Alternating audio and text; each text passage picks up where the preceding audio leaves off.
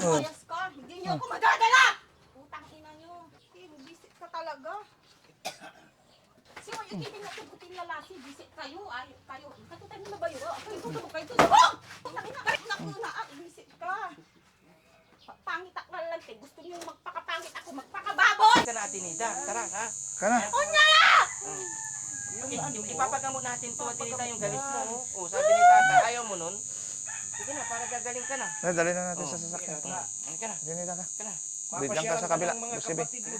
Ka na. Pag nandun ka na. Ka na. Para gagaling yan. Hindi ka na, hindi ka na. Hindi ka na. Akin lang ba yung ipila kay Papa Bayayok? Nagula ba lante?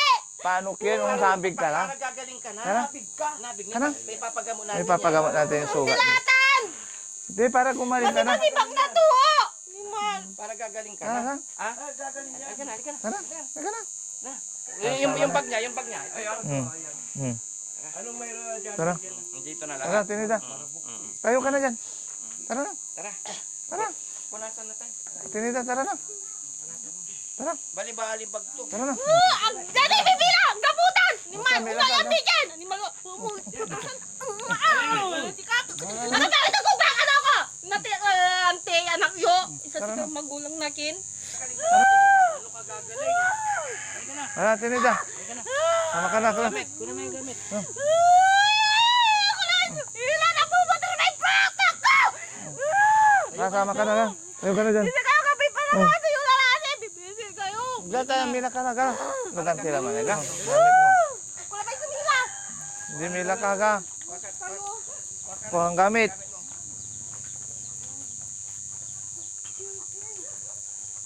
Tay, may gamit to, Tay. Oh. Ayos ka, hindi niyo ako madadala! Utang ina niyo. Bisit ka talaga. Sino yung tibing na tubutin lalaki, bisit kayo, ay, kayo. Katutan mo na ba yun? Ako yung tutubog kayo, tutubog! Utang ina, naku na, bisit ka. Pangit ako lalante, gusto niyo magpakapangit ako, magpakababoy! Total, atanak mo, adural-dural, abali-bali mo, pati ulo, pati bungo. Ano ka gagaling? Kasalanan mo, pues, buhatin mo yung ano, yung bag ko. So, ba't ko kasalanan? Wala naman akong ginawa.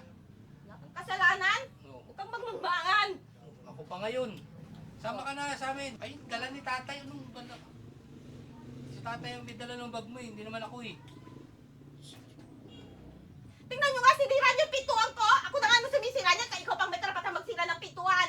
Taghila mo yun. Kaya na ganyan. Eh, ingit ka lang kasi. Paano kaya? Kung siya yung type ko kaya, hindi kita ka-type. Type mo ako. Tara na. Type ka daw. Type mo ako. Tinida. Hindi, Ah. ang kumalabat. Kaya paano ka gagaling yan? Kung sino-sino tinuturo mo eh. Wala akong tinuturo. Sino ba tinuro ko? Ang Siya. tinuro ko naman si Ken. Hmm, Na kasi ang si ko Ken. berber. Ayan si Ken, no? Sino yung Type sinakal si mo? Ken? Yung sinakal niya. Oh, yun, hindi ko siya nakilala. Ang malabas si Inturo. Ah, si Boss JP. Yung Oh, sinakal niya. tapos sinong sinabi mong tinuturo-turo? Wala naman akong tinuro sa inyo, na lima. Sabi mo si Ken. Sabi mo ako. O, yun. Anong Ken? Ako. Once ko yon. Oo. Na Ken. Amay, hindi ko siya kilala. Si Aman si Ken Ito Kampo. nga si Ken. Siya nga si Ken. Pangalan Eh, niya Ken. pagkalatok yun eh. Ngaran Ken. Ay, malay ko ba na ano, Ken ba pangalan yan? Oh. Pogi. Anong pogi? Guwapo. Guwapo. Huli ka na, sama ka na sa amin. Paano? Tsaka tingnan mo nga yung paa mo, oh. Huwag mo nang itanong yan. Ano ba yung sinabi ko? Di nalilingunan ko. Tingnan mo, paano gagaling yan, no? Nagnanana na yung sugat mo, eh. Wag. Walang kung may ibabalang nyo. Dinidistract nyo yung utak ko. Alam nyo ba? Yung mga pik ninyo, kinakain na paano pa kaya ang titi nito? Sama ka na sa amin kasi para magamot yung sugat mo. Tingnan mo, laki ng ano, oh. Bumubukol na. Oh. Hindi. Naano ko, nahihirapan ako sa buhay ko ng mampupurgatoryuhan. Kaya doon ako nagwawala. Eh lalo na malala na pag sa shabu ba. Sobra-sobra na, ay naku. Bakit? Tapos epekte ng mutag sa kapal ng sapon nyo, sa mga kapal ng jellyfish nyo kaya. Doon mangmula ka, ang takaw ko nga ng tao, di ba? Nagalit sa'yo, baka sakaling ka dun. Ah, dahil totoo, bakit ba hindi ba kayo nagje-jellyfish? Kami nga mga nanay nagje-jellyfish, paano kayo pag nagbuntis sila, pag lumabas sila sa perta, di ba? Anong lumalabas sa ano ng baby? Sa perta ng ng ina. Mm. Tapos ang galit-galit ninyo, kung ano kayo nung bata kayo, Ikaw lang naman yung galit dito eh. Sabi, tutulungan ka namin. Ikaw lang naman yung nagagalit. Sapat na yung nandito. Kaya lumayas na kayo. Pag nandito ka, hindi ka gagaling. Tignan mo. Oo nga. Ang hina, magpupusa ka. Tingnan mo yung ano mo. Nagwawala lang ako. Basta, ewan ko, dahil yung ulo ko ba, Oh. Gagalingin nga natin yung ulo nasasabog mo eh. yan, ang tigas. Oh. Hindi ko malabanan. Oh, matigas pala eh. Di naman. Lambot. Lambot eh. Paano gagaling yung ano mo, yung isip mo kung dito ka lang sa bahay? Sama ka na doon sa amin, sa shelter, para mapagaling din namin yung sugat mo. Alam mo, meron na akong nakaaway na na pinagkakagat sa tenga. Ano bang nangyari? Tapos kakagating ko yung ari niya, putang ina. Eh, paano na kayo karapasan ko yung gawa dahil animal sasapakin dak? Tapos itong lagay ko niya, untan mo isugsugan. Kato. O, tingnan mo, tama ba yung ginagawa mo? Natatawa ka nang wala naman nakakatawa? Irerek pa! Alam mo ba yun, ha? Hmm, hmm. Ang daming napapanood sa mga palabas sa mga TV ba? Na tinatapon, Oh. sa bintana. Matigas ba sa bato? Nagmamatigasan pa tayo sa dalawa. Sa isa't isa. Eh, nasa sa inyo naman yung mga kasagutan ng mga ganyan bang bagay. Wala naman sa isip namin. Wala naman Kahit kaming mga gagawin. bata nga, alam nga eh, paano kayo sa mga matatanda? Wala kaming gagawin sa'yo. Ipapagamot ka namin. Ayaw mo bang gumaling? Matagal na akong pagi. Kung hindi lang ako naging alipin pa sa libon. Tinatanggap ko na pangit ako. Ah, yeah. Kamukha ko kayo mga pang-anime na from Japan. Oh. Japan. Kung di lang ako pumangit ba? Hmm. Ang jacket na last na kasi may buhok. Kung di lang naging tango yung ilong ko sa kakaritokin ng mga baklay. Paritoke ka? Ano kaya, yung mga pikpik ng mga lalaki, tabi ka, o sige na nga, ano tayo bagakli, tama sa tawag ng baklatan tumboy. O mga binabae, yung malambot ang puso, o manla. Eh di ba, ang gaganda pa nga nila ng pikpik niya. O di kayo talugin si Lulubay, siya matigas pa nga ang ulo niya. Dadaling ka na nga namin sa pagamutan eh. Tingnan mo, para mapagaling yung ano mo, sugat mo. Nagnanana. Tagal na, ganito na to, sakit ko na eh. Kaya nga, pagagalingin nga natin, dadalhin ka nga namin sa pagamutan bago pa lumala. Lalong malala. Ano, para pag alam mo, ganyan yung mga pinagpapasan na nirire sa kasino, sa bahay aliwan. Tutulungan, ang sama ng tingin ninyo, ako tumitingin ako, binabasa ko ang mga utak ninyo. Ang kayo alig-alig. Akin na yung bagalaba di sa may mangga, singang umambasa ka mga China. Ah, halika na. O, saan ka na naman pupunta? Luto na yan. Mainit yan ah.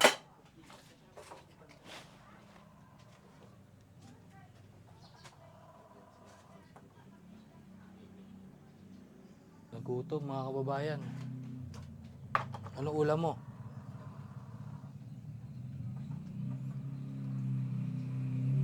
Gusto mo ng prutas? May binili kaming prutas sa'yo.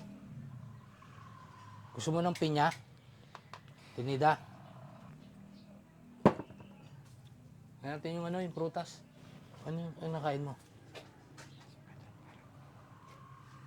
May pasalubong sa'yo si Daddy Frankie, kakatapos lang ng birthday niya eh. May dala kaming prutas sa'yo.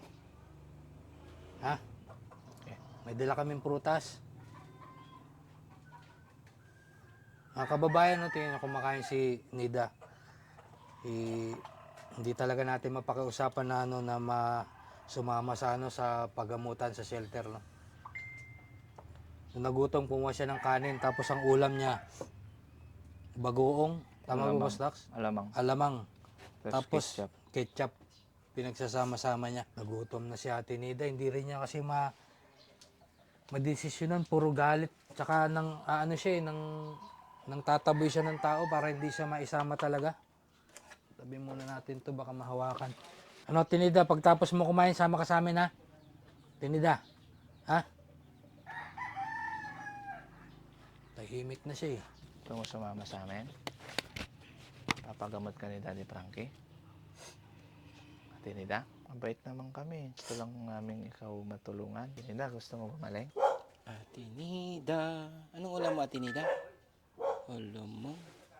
Natatandaan mo ba, Atenida, yung ano, yung request mo noon dati nung nandun tayo sa labas? Ha? Natatandaan mo? Natatandaan mo yung request mo, yung 1 kilong ubas, yung pakwan, walang pinya. Oh, dala na namin para sa'yo, no?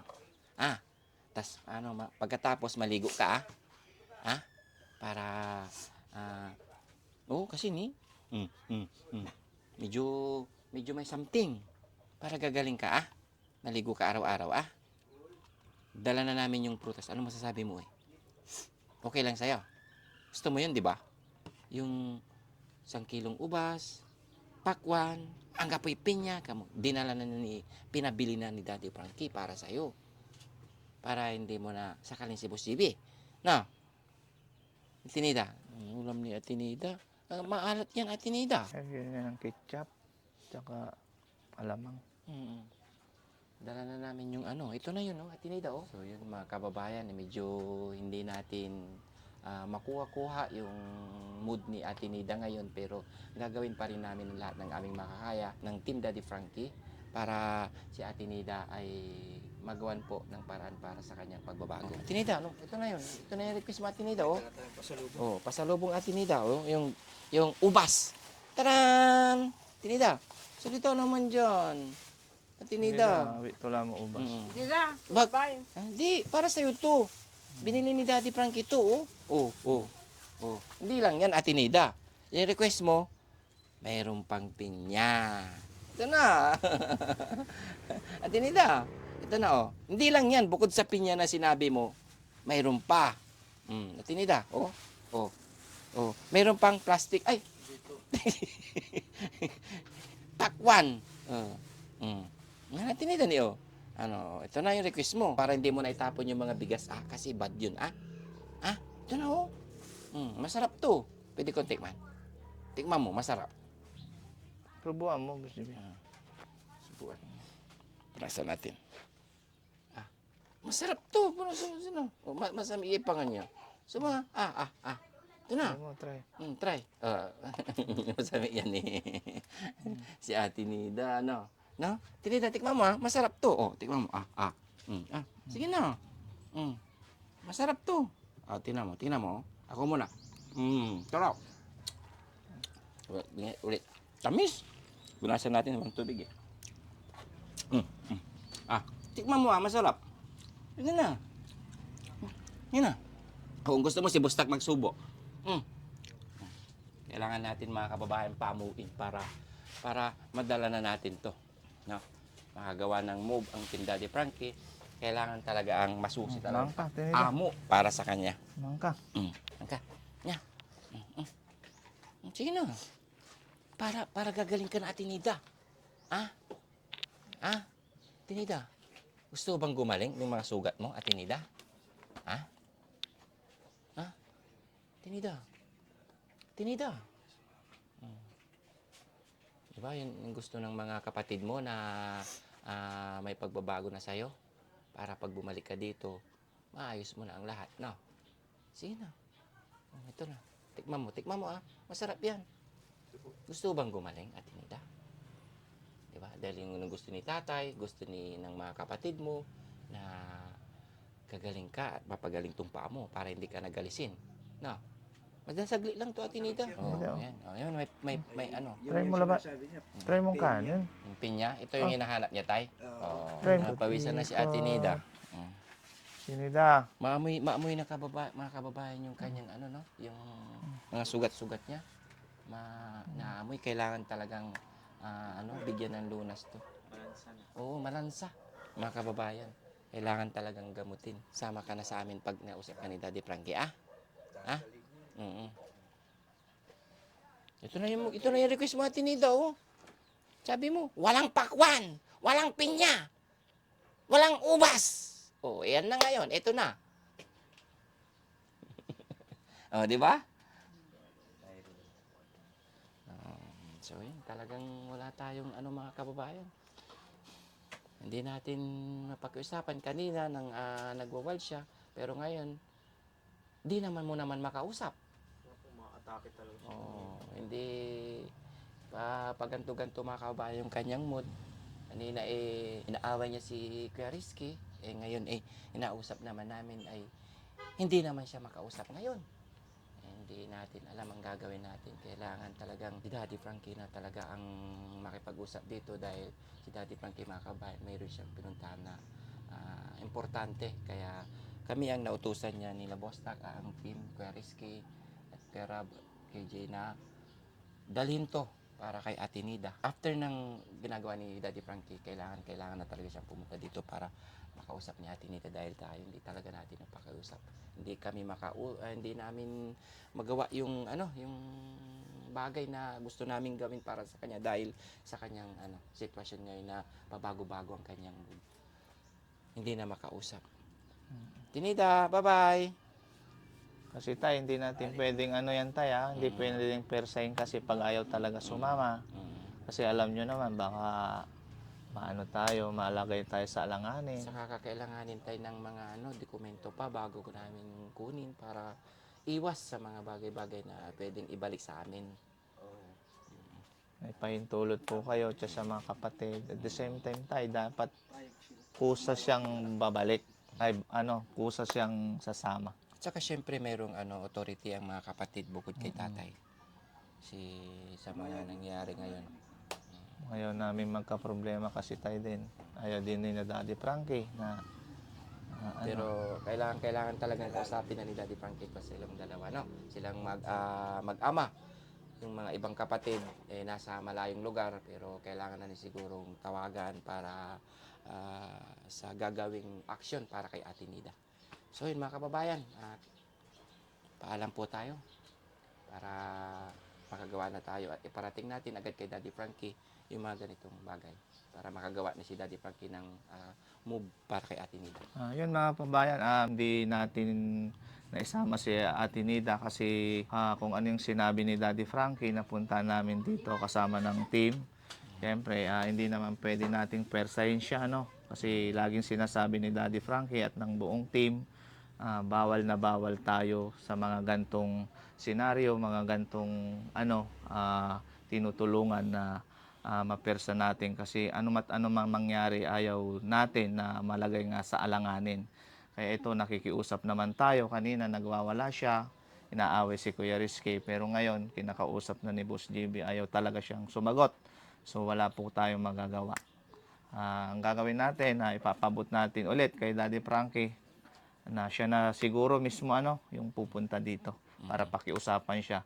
Na usap naman na sila tatay, tapos si tatay nag-usap naman sa kanyang mga kapatid, agree naman sila at willing sila na madala natin. Kaso siya mismo, si Ate Nida, ay ayaw sumama sa atin. Kuya Rizky. Yun, so mga kababayan, sa mga nanonood kay Daddy Frankie, maraming salamat po sa inyo, sa kanyang page. Maraming salamat po. Kung ano po yung napanood nyo ngayon, hindi po kami, yun yung kasabi ni Boss Dax, hindi namin nakumbinsi masama si Ate Nida. Gawa nga nung unang pagpasok pa lang namin, medyo nag-ano siya, nagwawala. So nung una, di ba? Ito natin sa labas, tapos pagpasok medyo kinukumbinsi nga natin. Pero ngayon, sobrang tahimik. Hindi natin malaman kung ano yung nasa utak, nasa isip niya ngayon. Yan. Maraming salamat po sa mga nanonood ng videos ni Daddy Frankie, mga OFW natin dyan mga kababayan dito sa Pilipinas. Huwag niyo pong kakalimutan panoodin ng premiere alas 9 ng umaga, alas 2 at alas 7 po ng gabi. And God bless po sa lahat ng mga sumusuporta sa team Daddy Frankie. Yan. Boss Jiwi. Yun, basta yun. Yan, nasabi na ng mga kasama ko. Maraming salamat po sa inyong lahat sa walang samang pag-support sa Team Daddy Frankie. Sama nyo na rin ang inyong lingkod, Boss TV Vlogs at isa sa Team Daddy Frankie, Karisky at ang buong team at Boss Tax, KJ27, Kuya Rob, Aling Rochelle, Kuya JC Official, Sam Motovlog, Daddy Frankie Official, ang ating founder. Thank you and bye-bye, God bless. Tinida, ito na yung pakwan, ubas mo kain ka na Tapos tatawagin namin si Daddy Frankie dito Tinida. Sana nga, sumama na siya. Oo, sama na yan.